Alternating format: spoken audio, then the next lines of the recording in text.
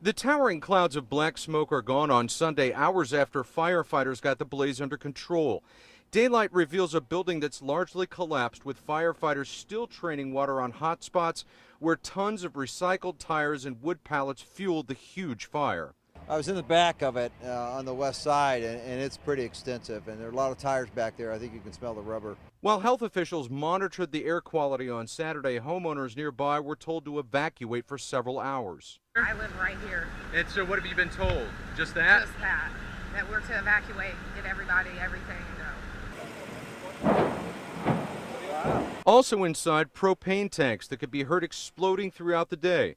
Several tenants operate businesses inside the old building formerly known as the Link Belt Factory. People I know that lived in here. My dad grew up over here on Holmes, and you know, a lot of people in the old neighborhood worked here, and you know, there are going to be a lot of memories gone with this one. Investigators have their work cut out for them. They're going to have to comb through the nearly 500,000 square foot building. They hope to get onto the property on Monday, but they warn that it could take several weeks to determine the cause of the fire. Most of the 150 firefighters are gone.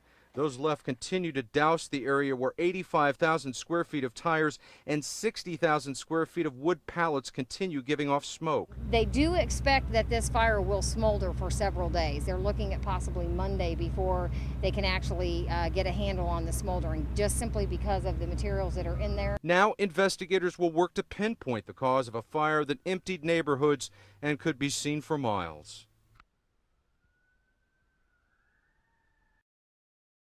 Despite its appearance, this is a great habitat for fish. But at Geist Reservoir, it may be too much of a good thing, and now there is an effort underway to control what's called Eurasian milfoil. But don't tell that to professional fisherman Mike Elsey, who insists the vegetation found in shallow water around the reservoir isn't a problem. For us fishermen, we like it. That's because Eurasian water milfoil is a good hiding place for fish, despite this one covered in the green mass. But for recreational boaters and jet skiers, it wraps around props and clogs intake grates. If you want bass, you got to have grass. And at the same time, you know, as long as it's under control so it doesn't completely take over the lake, you know, that's a whole different story. No one argues that Eurasian water milfoil is taking over Geist or Morse or Eagle Creek. But at Geist, the Department of Natural Resources Division of Fish and Wildlife says the problem is getting worse. It'll grow to where sunlight can penetrate to the bottom so it can form a ring completely around the lake, and it appears that it's probably doing that now and really causing some nuisance boating conditions. The DNR says the vegetation has been in state waterways for a half century, but it's taking over too many bodies of water, especially shallow reservoirs like Geist. Property owners can chemically treat small areas, but state permits are required for larger frontages. This much is known. This nuisance isn't going away and perhaps is getting worse. I've fished Geist Reservoir for 29 years, and I've never seen this like this since I've been fishing this lake. According to wildlife officials, milfoil is difficult, if not impossible, to remove, meaning that the best solution at Geist Reservoir may be just to manage it. Chris Prophet, RTV6. What used to be the Citizens Gas and Coke utility coke plant here on the southeast side has been closed for several years, but it's still prompting concern from some neighborhood residents and now an investigation by the Marion County Health Department. Health inspectors have been posting notices on homes in the neighborhood around the former coke plant, asking residents for permission to test the soil in their yards. They're looking for 4 specific chemicals: arsenic, lead, chromium, and cadmium. All are extremely toxic, and at least 2 are known to be contained in emissions from coke ovens. Some neighborhood residents have been concerned for some time. That's what prompted the health department testing.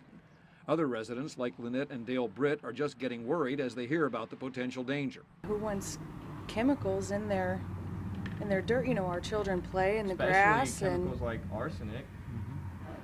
children play in the grass and, you know, get dirt in their hair. Many residents have lived in this neighborhood their entire lives. They say they never thought about the potential problems until now. No, it never did bother me before. I mean, like I said, I just lived here all my life, and it...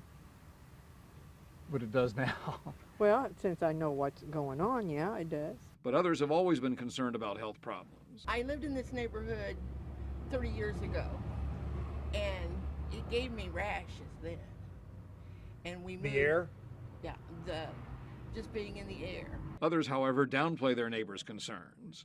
I don't know. They're concerned about a lot of stupid things, so I don't really concern myself. Health officials say the testing will be done in several weeks, and depending on what and how much they find, they'll decide at that point what to do. On the southeast side, I'm Norman Cox, RTV6.